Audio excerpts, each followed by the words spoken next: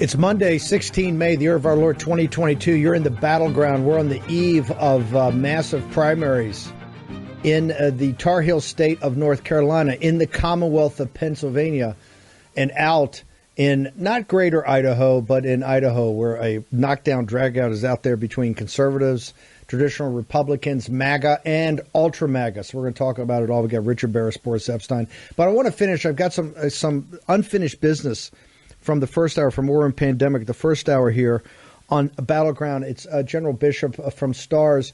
General, the one thing I want to get to the bottom of, you said in this situation with the cadets at the Air Force Academy, you said there's 16 cadets out there that refused to get vaccinated. There were 4 who were first-classmen getting ready to graduate. They were called in last week by the SOUP and told you couldn't graduate and you were not going to be commissioned. And I also heard that they implied you're going to have to pay back all the money for your Air Force Academy unless you were vaccinated. And it said, look, a lot of this was religious exemptions. One of the individuals was coerced. Someone had cancer and was advised by his medical doctors not to, was coerced and went ahead and had it. But you said that it's not just about the medical, or excuse me, about the religious. You think there's something deeper going on here. What is the problem as we look around, and particularly with the Ukraine war, with a lot of just the cheerleading that's going on? You see these reports come out from Secretary of Defense Esper. It's got General Milley and other senior flag officers. The officers' corps in our military has been revered since the revolution, right? And if you think of what the non-commissioned officers and officers' corps have done, obviously the great fighting men and women have gotten us through everything. But if you think about what happened in the revolution, what happened in the development of the country, the Civil War, going across the plains, post-Civil War, World War I, World War II, particularly in World War II, so many young men drafted or just came and volunteered, became a second lieutenants, those great fighting folks that North Africa and Normandy, Vietnam, all the way through. And now people are questioning what exactly is going on here. What is going on to our military? So tell me what the deeper issue is for someone like you that's dedicated your entire life to the military, sir. Steve, I'm heartbroken. When we started this road about a year ago with STARS, I tread very lightly in calling out, the present day leaders. They were my former wingmen. But something's happened. And when you take this specific issue of the vaccine mandates, they have blinders on, not just for the religious exemption, not just for all the health issues that we talked about, not, completely disregarding all the potential legal issues that are there, but just plain old common sense. And let me drive this home with an example. And I give this example certainly not out of any kind of self-aggrandizement. But I was a commander at Charleston Air Force Base when the anthrax vaccine came down. One of my fellow wing commanders objected to it and halted the process. I got a very exciting call from my 3-star boss that said, "Rod, what are you doing at Charleston?" And I said, "Well, sir, to me, this is pretty simple. It's pure logic. The intelligence community tells us if we're exposed to anthrax, there's a 90% chance, or they tell us there's a good chance we're going to get exposed to anthrax, and the medical community tells us that if we do, there's a 90% chance that we're going to die." I have missions going every day to Southwest Asia. I cannot do my mission, I don't think, unless I get my people vaccinated. So I just said, hey, I'm the first in line to get the shot because there were same concerns about potential side effects, but look at the risk reward. So let's take that forward to today. What's the risk reward today? I mean, if you're a cadet age person and you catch COVID, your chances of dying are not 90%. They're 0.0001%. And when you add that to the disease has moved on. I mean, it's several variants beyond the disease that the vaccine was created for. Look at the efficacy of the vaccine today. But yet we are just mandating. It's like we are just, closing our eyes and say, okay, well, we have to do this. Why? Well, because the ideological driven, tyrannical, Marxist people running our government are telling us that we have to. Where is the moral courage? Your question went to leadership. And I will very definitely call out leadership up and down the chain on this. They've lost their common sense. They don't know how to do critical thinking, apparently. Like the medical community, they're supposed to do no harm, and they're not reading the potential negative side effects from these vaccines. And you're intentionally going to put something into the body of the person that you are leading that may do them harm, that doesn't last long, whose efficacy has waned against the disease. I just don't get it.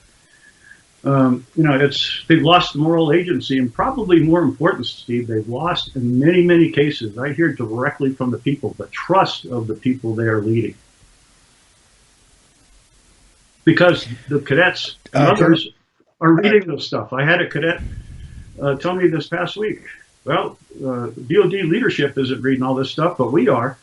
And I'll tell you what, we potentially are facing some, I'm not going to go out and make a big prediction, but if DOD goes down the line of mandating the boosters or wants a series of shots based on this newer technology without being more upfront and truthful and uncovering all the stuff that might be behind the DOD medical epidemiological database, et cetera, we're going to have a real readiness crisis on our hands. And it breaks my heart, just given, General Milley said a couple of weeks ago, well, the numbers are manageable. From where I sit, these are not numbers. These are people. These are lives. These are people who wanted to serve our country who are being booted to the curb for no good reason at all. Tell me one good reason. Protection of the force? General Bishop. The cadets will laugh at you. Cadets will laugh at you. Protection of the force, really? No, this is what you say. You lose your moral agency and you lose trust. General Bishop, give us once again. We set a record of 1,500 when you were first on about critical race theory. I want this audience to understand we got to break this record today of people to sign up to go join STARS. Real quickly, tell everybody again what STARS is, and then tell them how they can go and sign up. And Captain Bannon, I know you're on the social media trigger today. I wanted to cross every platform how people go. So once again, General Rod Bishop, what is STARS, and then how do people go? How can they go sign up? So STARS originally was STARS, Stand Together Against Racism in the Services. Kind of like Black Lives Matter back in your face, because we recognized that CRT was racism.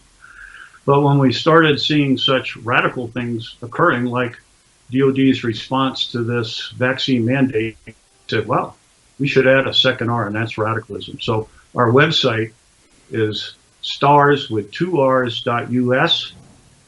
We're on Getter at stars. We're on Facebook at stars space US. Can't get on Twitter. We've tried 5 times, still trying. We're on True Social and Instagram. General, we'll make sure that we top 1,500 a day. You let Captain Bannon and myself take a whack at this. I also want to say, General, I don't think people can thank you guys enough. These retired flag officers and field grade officers that have come forward and said, hey, it'd be so easy. This is kind of like Trump. It'd be so easy just to retire. You can go play golf, hang out with your grandkids. And because so many of these people that are in the situation or the leadership today are people that you brought up through the chain of command. It would be not, as I talk to retired flags and field grade officers, like I said, they're saying, look, it hurts me that I have to get engaged. I have to do it for my love of my country and the love of the service. But this is the most hurtful thing I've ever had to do in my entire life. Nobody wants to do this. Everybody that served loves their branch and loves the people in it. But for particularly the retirees have given their life to service to their country. Now, like Cincinnati's have to come back out of retirement and essentially take on the services and take on revered institutions like West Point, revered institutions like the United States Air Force Academy out in Colorado Springs, like the Naval Academy in Annapolis. This is nobody's dying to do this. People are doing it because of, once again, they're called back because of duty to their country and duty to their branch and duty to the men and women that serve in it, and for all the patriots that served in it over the last 200 years. That's why people are doing it. How are we going to look them in the face if we're to turn the other way? So General Bishop, I want to thank you and everybody associated with STARS for doing this. I understand it's not something you take on lightly and not something that's fun to do, but you got to understand there's so many people that understand that if you guys didn't step up, this thing would just slide away from us. Steve, I just want to give a shout out to my team, too. I mean, we have 8 vice presidents, 8 retirees predominantly, mostly colonels who have stepped up to the plate. When I spoke with Speaker Gingrich a couple of months ago, he couldn't believe that we had an all-volunteer organization with that many patriots, you know, taking on hours a week of additional work, taking them away from their families. So it's not a one-person effort, and I'm just blessed with to be associated with so many patriots, and I thank you for the plugs. Okay, and so we've let's had get success. Everybody, Captain Bannon, let's get on this. Oh no, you had wins. Victory begets victory. That's why the Air Force Academy. We'll get something figured out here, and we'll get some money to you guys too. General Rod Bishop, thank you so much for doing this, sir. I appreciate it. Thank you, sir. Enjoyed it.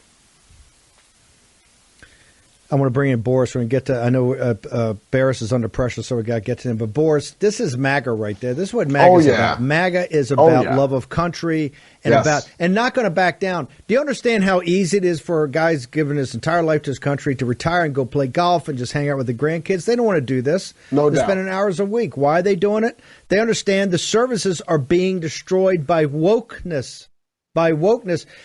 Think about what would happen to this country if Trump and the war room had not stepped in the breach and not backed down 1 inch. And this is what you're going to see tomorrow with Mastriano. People remember that. Doug Mastriano is not everybody's cup of tea. Okay? He's a tough guy. He's an Army colonel, right? He's a tough guy. And he's not going to win Mr. Personality, right? But he stood in the breach. And now you got the establishment out there, but they're trying to get everybody to quit so they have one guy to rank. It's too late. But what General Bishop, this is MAGA. Spoken, and now everybody's got better things to do. Most people weren't even involved in politics. Now they're on our site. They're doing it. Why? Because they love their country, just like Trump. Trump didn't need to do this. They say Trump's a narcissist. He was buying the greatest golf courses in the world and turning them into British Open or Open Championship venues and having majors. That's what he wanted to do. A lovely wife, great kids, fantastic grandkids. You're worth $7 billion. You don't have a care in the world. You're on the glide slope indicator. You're gonna reap the rewards that you've worked so hard for. He came back because he loved his country, and he knew he was going to get destroyed. That are going to come after him. That's what MAGA is. And Ultra MAGA is, hey, MAGA primed, right? It's right. Like, no way. It's standing in Boris, the give me 30 seconds, 60 seconds. I want to get Baris up here. No doubt about it. What Ultra MAGA is, what MAGA on steroids is, which is what we said the year of 2022 was going to be, and it is standing in the breach, is standing up. But you're totally right. President Trump didn't need this. He was all set up. You think he needed to be harassed by reporters like David Fahrenholt calling anybody and everybody who's ever stepped foot on a Trump property? You think he needed to be badmouthed by losers and pathetic, disgusting people, you know, like Rick Wilson and those others? I mean, the president ran, Joy Behar and all the whole cabal. Hold it, Letitia James. Letitia Right. James is not Political following up with a kid that should have been in some site. It should have been a psychiatric hospital, right? They can't even find the paperwork. Guy goes to the hospital, no paperwork. Oh, go buy some guns and go kill people. Letitia James is just as responsible as the deadbeat parents for this kid. Letitia James, because she's obsessed with Trump. All she spends all day long is how I'm going to take down Trump. And finding nothing. And by finding nothing, all of them, all these prosecutors, it's all political persecution, and only President Trump could survive this because they've been coming at him for years, coming and coming and coming and coming. And guess what? They've got one big fat zero.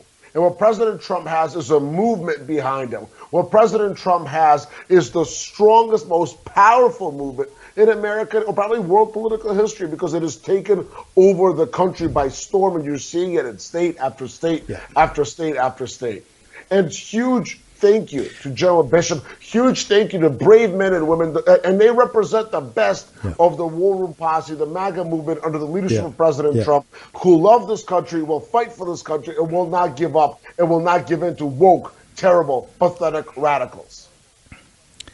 STARR, Sierra Tango, Alpha Romeo, .uniform Sierra.us. Captain Bannon, let's get it everywhere and every platform. I want people piling into there right now to help these retired field grade officers and flag officers help us help these kids out and help out the CRT. All the enlistments are terrible. Okay, I want to go to Richard Baris. Baris, right before he came on, Monmouth and NBC. And I got to tell you, Baris, you're the numbers guy. You're the pollster. You got to explain to Boris and I. Boris, you and I said, let's get the right track, wrong track to 2/3, 1/3. So maybe we get to 70-30, but that'll be best. Now it's untethered. These are numbers never seen before in history. Richard Baris. Yeah, this is what I tell people. This is still early to poll horse races in November. There are certain predictive indicators, Steve, that tell us whether or not this is going to be a bad year for an incumbent party. Right track, wrong track, presidential approval rating. They're all in not just the wrong direction. Folks, 80% wrong track is a wipeout. A wipeout historically. And by the way, hold it. 80%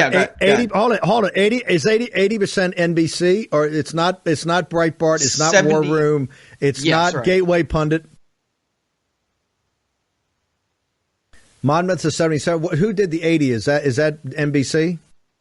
That's Monmouth. And NBC was right there, just high 70s, right there. So, and I was talking to the guys this morning from Rasmussen because we're in the field, they're in the field, and they said it's bad. And our trend was headed towards north of 70. I'm curious to see what it'll come. I'll let you know as soon as I know. I'll let you know, but it doesn't look good. It looks bad. 80, ladies and gentlemen, and remember that 20% includes Democrats. So if you took it out to independents, they're in single digits, Boris, single digits among independents who are proxy for the American people. That's what it is. Boris, I know you got to bet. In our Georgia poll, about 5.5% of independents strongly approved of the job Joe Biden was doing. 5.6%. That's it. 5.6%. Talk to me. Terrible. You've got a theory about the Pennsylvania Senate race that kind of dovetails a little bit with Boris. I'm a little different, but not much. Give us what your shot is right now about the Baris, about Barnett, Dr. Oz, and McCormick. Yeah, so, now we have the Susquehanna poll. Jim Lee is a good pollster. He knows his state. He does a great job. It is a little bit small of a sample size compared to the Emerson poll, but I'll say this. There is two things that one that jumped right out at me, which is that Oz is winning the urban areas and the excerpts, which the Emerson showed as well, and they're basically splitting the rural vote. If that's true, Oz is going to pull it out. Barnett needs a bigger margin than what we're seeing in the rural areas. McCormick faded in the Susquehanna poll. It's possible that he's hit his ceiling. But all three pollsters that have been tracking this race for a while basically did say Barnett's around 27, 28. She got the lion's share of people who decided late, but that's her ceiling. We'll just have to see whether or not Oz's unfavorables hold him down too. But in the end, tomorrow night, folks, look at the rural numbers. If Barnett is not outperforming what the poll suggested she would get, she's going to lose, and Oz is going to win. It's really that simple. Okay. I'm going to turn it over to Boris in a second because it's about game day vote here. Do you believe that people, because this collapse of McCormick, which the other poll doesn't show, is pretty shocking, are Baris and Ambassador Sands and McCormick's, where are those votes? What's your guess of where those votes are going? Either late deciders or people switching, where are they going? Yeah, I think Barnett definitely got a chunk of that vote. That was a little bit more basey. McCormick got roasted at that rally with the president. And I'm telling you, as a pollster, what Trump does in the Rust Belt, I've been on the other end of that endorsement. And if he starts to roast you like that in the Rust Belt, you're in deep trouble. So it's not it didn't surprise me when Jim Lee showed that he had a collapse. And I think some of them went to Oz thinking, Barnett scares me a little bit, truth be told. And then the more basey ones who don't like Oz probably went to Barnett. Not probably. That's what happened. So we'll have to see. Boris, you got an Emerson poll and you got a Susquehanna poll. Both these people know New York. I assume you know the Commonwealth of Pennsylvania. Right. What questions do you have for Baris? Let me ask you this question. What I found interesting is also, and Baris, you're the best as always, found interesting is the timing of the poll. Emerson was 14-15, so it was just Saturday, Sunday, Susquehanna was longer, right? It was 12, 13, 14, 15, and a small sample. Here's a question. Yeah. And Emerson is obviously better for Dr. Oz. Emerson was all after President Trump endorsed Mastriano on Saturday morning. Are you seeing movement which shows that because President Trump didn't endorse Mastriano, you've got people who are part of the base saying, you know what, President Trump's coming for Mastriano, he's with the base, let us go down the so-called endorsed ticket and now back both Mastriano and Dr. Oz because they are the endorsed pair. Are you seeing that impact, and maybe is that the difference between Emerson and Susquehanna? That's a really good point. Duration does matter, and you have, in both of them, Mastriano is taking a large chunk of those late breakers and undecideds. It's a crowded field, so when somebody is pulling 45, 50% in a crowded race like this, for all intents and purposes, and I'm not trying to depress Doug's vote, I think that one is a wrap, boys. I think Mastriano is the nominee. That's over. My question is, do we see sort of a bank shot? President Trump endorses Mastriano that actually helps Oz to go down the endorsed ticket. Are you seeing that? Yeah, I mean, this is what we've seen that happen before. And in the end, I think, look at the Ohio situation. We saw very much the same thing where it looked like Vance was doing better in urban areas, right? But go and look at the map. That endorsement, that Trump election day vote, because of that endorsement, does pull those rural votes to the candidates that even Emerson only showed Vance doing. It almost mirrors what they're showing for Oz. So if past is prologue, then Oz is going to outperform in the rural areas. People are going to be a little bit stunned. And that would be it for Barnett because, in fairness, her appeal is basically limited. She's not going to get, the excerpts. She's not going to get the urban areas. Maybe she does well in the suburbs if McCormick completely collapses. And I mean well as in she does better than expected.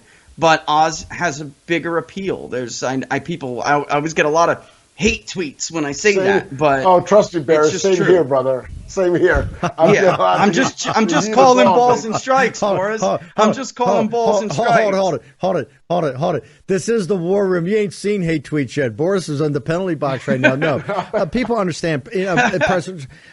Real quickly, Richard, before you leave, I know you got to bounce. Any observations on North Carolina? Yeah, Bud, all he ever needed to do, which is what I was arguing months ago, and he did it, when we polled North Carolina, and all he ever needed to do was let the Republican base know that he had Trump's endorsement. Many Republicans were telling us they didn't know who endorsed. Pat McCrory may be the establishment figure in many people's minds, but he's still really popular here. So for Bud to surge past McCrory with that endorsement is serious. It's significant. My builder is a big McCrory fan, but he just found out 2 weeks ago Bud is Trump's endorsed candidate, and he's voting for Bud. Do we have That's this, it. That's a do we have this example. real quick? Is this one of the problems with Purdue in Georgia? Do the people in Georgia know that Trump has endorsed Purdue? I keep telling people this is just because Trump does it doesn't mean everybody understands it. Is this one of the problems Purdue has in Georgia? It is, and we just polled Georgia. We just came out of that field for CD, and we published it. There's two problems for Purdue. One is that message is not across yet. I mean, people should be doing, with that endorsement, people should be doing mass texting campaigns to let the voter and the base voter know that you have that endorsement. You do it, watch your polling numbers go through the roof about a week later. Give it 3 days, tops. And then the second thing with Purdue, which is wrong, is a feeling that Purdue is not going to do as well against Abrams as Kemp, and that is not correct. Even our poll shows Kemp a little bit stronger, but I'm telling people, far and wide, that's an illusion. It's an early poll illusion. Those Democrats that tell you they're going to vote for Brian Kemp in November, ladies and gentlemen, they're going to vote for Abrams. They're going to evaporate. And the fact is, Purdue has a 7-point lead with independents against Abrams, and that would be enough. Both candidates, have a lead over Abrams right now. I'd be worried that Kemp doesn't get some of the base because more than about 23% of the Republican base cannot stand Brian Kemp. And I foresee an undervote there. I know Abrams is controversial and Republicans hate her, But Steve, No. I could see a scenario No. where Republicans just leave that bubble blank for Kemp. But Boris, I got to tell you, I've said this from day one. If Kemp wins a primary, I don't think he will, but if he wins a primary, there's no way he beats Abrams. I'm telling you, it's a problem. Ultra MAGA, there's zero chance Ultra MAGA shows up. Baris, you got to bounce real quickly. How do people get to you? You're the best around. Yeah, on Getter, folks, at People's Pundit, on Twitter still, at Peoples_Pundit, but check my locals page out, peoplespundit.locals.com. Richard Baris, thank you very much. Okay, we got a hitters lineup when we return. Boris Ephsteyn, Stephen K. Bannon. We're going to take a short break. You're going to return in a moment in the War Room. Battleground. War Room Battleground with Stephen K. Bannon. Joe Biden seems to have learned something from Gavin Newsom. His mandates, orders, and lockdowns. I've been leading the fight against Newsom's same oppressive policies that limit our freedoms. I've been proud to lead the fight to suspend the gas tax. I'll fight to end early release and to hold criminals accountable. I will never back down from the fight for our freedoms and to protect our way of life. I'm Kevin Kiley, and I approve this message. Okay, wow, we have a new Trump-endorsed candidate out there in the great state of California. And as I said on Getter the other day, 2024 is going to be, on the evening of the 22nd, you're going to have Gavin Newsom astride the Democrat Party like a Goliath, because the rest of it is going to be destroyed because guys like Kevin Kiley are going to win. Kevin, tell us how tough it's been out there in California and what it means to have President Trump's endorsement. Well, California has been, the most insane state in the country when it comes to the woke, radical, progressive agenda that Joe Biden is now trying to take national. Just look at California, look at San Francisco, and that's a preview of what the rest of the country has in store if we continue down this road. Now, as far as the president's endorsement, obviously it is a tremendous honor. This is the most coveted endorsement in politics. The president has a clear track record. He picks winners. And in an election where we have seen the damage that has been done by moving away from the Trump era policies, I am very honored that he sees me as someone who can be an agent for restoring those policies. And, finally, I think that what anyone will tell you who's observed what I've tried to do here at the California Capitol is I'm someone who fights. I'm a fighter. I'm not here just to be in office. I'm here to shake things up and to be disruptive. That's what I plan to do in D.C. And so to have the endorsement of the ultimate fighter in President Trump is really very meaningful. 24 is going to be California versus America. It's going to be woke versus MAGA, ultra MAGA. I can see this coming already as clear as it can be. That's why it's so important for get young men and women like you up on the ramparts today. Dr. Malone came on the other day and says people don't understand what's happening in California on the taking away medical freedom, but it's just across the board. It is really a state that is out of control. And thinking it's the seventh biggest economy in the world, it's something that everybody in this country, what's happening in California is every person in this nation's problem. Kevin Kiley, your thoughts? That's exactly right. I mean, California, people are leaving this state in record numbers. Last year, U-Haul literally ran out of trucks for so many people who are leaving the state. If this spreads to the rest of the country, then where are you going to go? And so you said it exactly right, Steve. This election is a very clear choice that we're facing as a country. Are we going to continue down the failed path of California, or are we going to return to America's founding principles that have made this the greatest country in the world? And the likes of Gavin Newsom and Joe Biden and Pelosi have been explicit. Newsom has said that California is a model for the nation. He's called California the roadmap to success for the Biden administration. But if you look at what's happening even in San Francisco, the most liberal city in the country by some measures, they just actually voted out 3 of their school board members in a recall by 75% of the vote. In a few weeks, they're going to vote out their district attorney, who's a Soros-backed district attorney, by what looks like about 2/3 of the vote. And so California policies have worked out terribly for California. They're ruining the state that everyone used to want to come to, and that's why this election is so important, is we cannot let these policies ruin our country. Okay, tell us a little bit. They got a funky system out there the Democrats kind of crafted. Tell us about your race. How can people find out more about you, and particularly how does this thing run with, what's it called, a jungle primary? Yeah, so they've messed with our election laws constantly in California. The jungle primary is one example of that, where we have everyone runs on the same ballot, and the top two vote getters, regardless of party advance. So in some cases, this has resulted in we don't even have a Republican on the ballot for the general election. It allows for sort of political consultants to play all kinds of games. In my particular race, probably not much of an issue because we have two Republicans and two Democrats running. You're likely just going to get one of each. Having now gotten the president's endorsement, I'm in a very good position to win the primary and to hold a seat, which is going to be really important for getting back the majority and getting the right kind of majority that is actually going to do something. So, folks, if you want to help out, you can check out my website. It's electkevinkiley.com. I'm Kevin Kiley, Kiley. It's electkevinkiley.com. Kevin, thank you so much for coming on here. And by the way, it takes something to be able to get, first time you're running, to be able to get President Trump's endorsement. So congratulations, and we're going to follow this one very closely. Thanks very much. Great to be with you. Boris, your thoughts on we got Idaho, North Carolina, Pennsylvania tomorrow. They're of the moment, but this California thing, I'm telling you, looms over everything. And so we're going to give you a signal, not noise. It's MAGA versus woke, but it's America versus California. Gavin Newsom, that's Silicon Valley. This is the Twitter thing. This is Hollywood. Right. This is what they've imported into Florida. This is the railhead of all of it. All the money, all the bad ideas, all the people that are trying to change your life is in California. And Gavin Newsom, Pelosi, that whole crowd, Shifty Schiff, Swalwell, you look at all the demons they got coming from in the Democratic Party, a big portion of them are in California. Boris Ephsteyn. No doubt about it. And to say that California is the model for the country is an absolutely transparent message of what Gavin Newsom and the left wants to do, which is completely destroy America. That's what they're trying to do, destroy the American economy, destroy American promise, destroy American opportunity, and destroy American exceptionalism. And we will not stand for it. We will absolutely not stand for it. And that's why it's great we have champions like Kevin Kiley with an unbelievable background, could be doing anything, could be in, at a top-notch law firm, could be in private equity, but here he is. He's a member of the California State Legislature, and he's running for Congress now with President Trump's endorsement. And that is why it's so important for us to have these MAGA candidates who stand up strong all across the country, including in the liberal backdoor. This kid could have taken, we're in contest over, this kid could have taken any job in the world given his education. He went and became a high school teacher in South Central.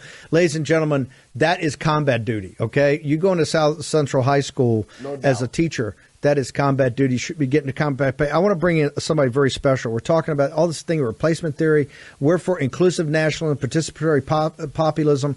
Every day we talk about the Hispanic Americans coming to get 50% of the vote, whether it's South Florida, all the way to the Latinos, the Hispanics in the South Texas, the Rio Grande Valley. Ivan Garcia-Hidalgo, the head of Americano Media. First off, Ivan, tell us all about Americano. What do you guys have? Tell us about the launch. How can people get to it, and what are they going to see when they get there? First of all, Steve, thanks for having me on. It is a pleasure. So we launched this March the 8th. This is a project that started a couple of years ago, right after the 2016 election. Realized that the president was able to move the Hispanic vote back to where it belongs. And what we needed and didn't have was a network. So we put a lot of effort in order to putting this together. So right now you can hear us on Sirius XM, channel 153. Every single show is on a podcast. So on every major platform, you name it, Apple, Google, Spotify, iHeart, we're all there.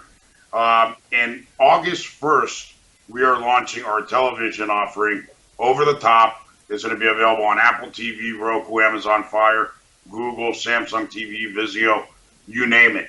We're absolutely device agnostic and operating system agnostic. So as long as you have internet, you'll be able to find us. So talk to us about the product offering. It's breaking news. I know you've got SiriusXM, by the way, couldn't get better than that, although it is behind a paywall. You've got obviously you've got podcasts, you've got audio now. What is TV going to look like? And when I cut it on August for 1 August, which Boris and I are going to cut it on, tell us what we're going to see. We're going to see 18 hours of original programming, Steve. We start at 6 in the morning with a prayer. Well, actually, we start with the national anthem, the way TV used to start a long back time ago. And then we go to a priest who talks about scripture, a moment of reflection. We kick it off to the Daily Show, and we are just going to keep on going hour after hour, hitting every single point that the fake news does not want to cover. We hit them hard. We hit them directly. We're no bullshit. Our attitude comes directly. We're not hiding who we are. We're not trying to be middle of the ground. We are patriots. We're Americans, conservative Hispanics. And quite frankly, we're very, very tired of the left telling us who we should be, how we should act, what you would say, and what we can do and what we can't do. So we decided to take it into our hands and put the pedal to the metal and advance this cause. What we're hearing nonstop now is that, replacement theory, you got this MAGA is all a bunch of white nationalists, that a Hispanic community has no voice and no meaning to these people. You've been with us and at this for a couple of years. Give us your sense of things, and particularly how the media is portraying it with the tragedy that happened up in upstate New York. Look, the media is always going to play this race situation, right? But like I've always said, the left and the media, and here's reality. They love minorities as long as you stay where they tell you to. If you have a different opinion or you do something else, they're going to try and destroy you, your family, your kids, your spouse, your job, your company, anything. They'll even kick the dog if they can, right? That's just the reality of how the left plays. They don't like minorities. They use minorities. And and we see it every single day. They try and recreate even language when you see the stupidity in the Latinx, adjective that they want to use with us. So look, the tragedy that happened in New York is horrible. I think everybody believes that. I don't think this situation about white nationalism is rampant, or they're white cops chasing black men around the country trying to execute them. We just ran a poll, Steve, and I got to share that with you. It was the largest poll run in the country ever, I believe. 1,500 registered Hispanics, and a couple of the caveats that came out of that poll, a whole bunch of data. But one of the things, 1,500 registered Hispanics were asked, if the elections were tomorrow, who would you vote for? And the number one option that came out in that poll was Donald Trump. So that's an amazing result. Which just tells you exactly what Hispanics are feeling, and we're just done. We're just done. We're absolutely fed up and we're done. But here's the scary part. And here's the opportunity. And this is why Americano exists, right? Because you ask them, do you trust the news? Only 31% say they trust the news. Then they say, who do you listen to or watch the most? CNN comes first, right? Unfortunately. And then you ask them, what are the top 5 issues or the top issues that affect the national security of the country? And you're going to hear, number 1 is Russia. Imagine that, Russia. Number 2, racism and discrimination. Number 3, global warming, climate change. Number 4, white supremacy. So you're seeing this data, and it's exactly what CNN has pushed for years, what the left has pushed for years and years and years. Hispanics have not had a platform, a median for conservatives to speak on. We've had Univision, Telemundo, and CNN, which we know are fake news. They're absolutely biased. They're totally radicalized, and we haven't had the luxury of having a Fox News in Spanish. And now with Americano, we do. So we're going to push our message, and we know for a fact that we're moving the needle. We're moving it every day, and we're going to move it all the way past 50% come Election Day in November. And that's just reality, because the Hispanics didn't have a place to go get their news, conservatives at least, and now they do. Tell me about what I think people miss when I talk to a lot of the political swells in the nation's capital that are not MAGA, guys of just a Republican establishment particularly, but also many of the most progressive Democrats. They don't understand the conservative nature of the Hispanic community around family. Tell me about that for a second, and how important is that to your channel? Yeah, no, they don't. I mean, 100%. Here's a big problem, Steve, is that Democrats view Hispanics as the poorest of poor, the most ignorant of ignorant, people that can't survive or do anything for themselves. And we are as far away from that reality as possible. What you see on TV and these caravans of thousands and tens of thousands marching to our border are exactly that, an invasion, right? They are coming here. They're not running away from any war zone. They are running away from the corruption in their countries, which is exactly what the left is pushing here, and those people, are desperate, and they try and show up and they try and break in, but there's no asylum. They're just, economic refugees. That's just reality, but, the left doesn't understand, that Hispanics are conservatives. Hispanics believe in traditional values, family values. We believe that, a marriage should be between a man and a woman, right? They don't believe that. We don't believe in pronouns and weird stuff and 117,000, genders and all the other stuff that they create or invent, right? We're very, very, pretty conservative folks. We want small government. Get out of the way. Let us work. We don't want handouts. We just want an opportunity to go actually do something for ourselves and our families, and that's who we are. How do people find out more about Americano? How do they find out more if they want to sponsor it, if they want to be an advertiser, if they just want to learn about the program? Because we have a range of people from hedge fund managers all the way down to the ultra MAGA working class. So how do people find out more about your media launch, and particularly what's going to launch on August 1st? AmericanoMedia.com. AmericanoMedia.com. That's our webpage. You can find us there. We're on every single platform, on Getter, on Truth, on Twitter, on unfortunately Facebook and Instagram, and some of those as well. Even though they do shadow ban us there, but you can find us on Getter and on Truth, and have no issues getting around there. Ivan, really great to have you on. Look forward to having you back on, particularly through this campaign season. We're going to have a lot to talk about over the next couple of weeks, particularly the Texas. I want to come back and get your thoughts on this Texas runoff that's takes place, I think, on the 24th. So really honored to have you on. Yep. Thank you very much, Steve. Take care. Ivan Garcia-Hidalgo, the head of Americana Media.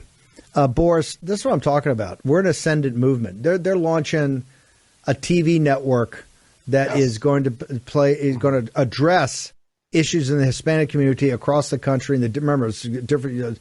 California is different than Texas. Texas is different than South Florida. South Florida is different than the Bronx. Parts of South Central are different than Arizona. It's very different, very nuanced, but very powerful. And it's all MAGA. It's 2/3 of the Hispanics are MAGA voters. We just got to get the message out to them. And the way you do it is Americana Media. No doubt about it. It's a big deal. This is another step, and it's another example of how MAGA is spreading all across the country, irrespective of backgrounds, ethnicities, religion. We are participatory populism, just as you said, Steve. We are an ascendant MAGA movement, and I bet Americana Media is going to be a big success. Ivan was a big part of 2016 as a surrogate, especially with Hispanic, Latino voters, but really all across the spectrum. And now President Trump has already done an interview with Americano Media. This tells you just how important it is, and really it was a hole in the market and a hole that's being filled. So that's a big success. We got a couple of minutes. You got Idaho, North Carolina, and Pennsylvania on the eve of three very important elections in all three of those states. Give us your summary as folks think about this tonight before voting day tomorrow. Sure, a lot of movement. Idaho is the one that's the least known, but it appears that's a total dogfight. Obviously, calling on everybody to back President Trump and his MAGA endorsement there. In North Carolina, it appears that Ted Budd's got it, and that's a huge Donald J. Trump-inspired miracle. And Richard Baris said, McCrory is popular, but President Trump has endorsed Budd, and Budd has come up by 30, 40 points to now look like he's walking away with that race. And in Pennsylvania, looks like Mastriano's got the governor's race. And hey, I'm here to just give information. It does appear that Oz is slated to pull away toward the end. That's what that Emerson poll showed. And it is, again, all thanks to President Donald J. Trump and his endorsement. The president's endorsement is the strongest endorsement in the history of politics in any democracy, any democratic republic. Because what the president's endorsement does is not only changes people's perspectives, but it also encourages people, and it gives people energy and makes them come out to the polls. And we've really never had that kind of endorsement that not just impacts how people think when they're at the ballot box, but it actually energizes them to get to the ballot box. And that's what we're seeing. That's why President Trump has the almost, historically high record right now, 58-1, and the only one is Herbst. He had all those allegations against him. Should have been down by 25 points, only lost by 5. Mooney in West Virginia, Steve, won by almost 20 points over a candidate who's endorsed by Manchin and the governor of justice over there in West Virginia. President Trump's endorsement knocked them all out. So that is why President Trump has got the unbelievable record on endorsements, fully expected to continue tomorrow, but MAGA's got to come out and come out strong. Okay, tomorrow starts 8 days in May, and I'm gonna tell you, it's gonna be so intense from game day in the Commonwealth of Pennsylvania until the next week in Georgia. The whole balance of the MAGA movement in the balance. So if you want to vote support President Trump, turn it tomorrow. Boris, real quickly, give us your coordinates on social media. Folks in Georgia, screaming everywhere that David Perdue's got President Trump's endorsement. That's vital. BorisCP.com is the website. Hot on website, BorisCP.com. Hot on Twitter, @BorisCP. Twitter, @BorisCP. Truth Social, @Boris. Hottest on the ground, Boris _Ephsteyn. Stay strong. God bless. I'll see you tomorrow. Tomorrow morning at 10 o'clock, we're going to fire the football. It is game day in Pennsylvania, Idaho, and North Carolina. You do not want to miss it. See you here. Back tomorrow morning, 10 a.m. in the War Room.